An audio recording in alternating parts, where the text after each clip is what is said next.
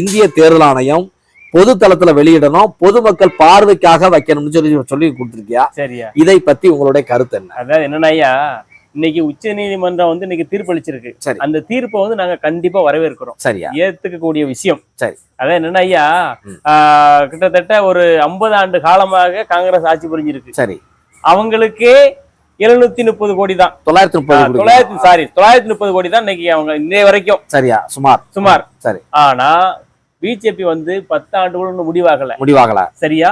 அவங்களுக்கு 5271 கோடி ரூபாய் வந்திருக்கு. அப்போ இதுல இருந்து என்ன தெரியுதுன்னா, எவ்வளவு தூரம் கொள்ளையடிச்சிருக்காங்கிறது தெரியுது. கேட்டீங்களா?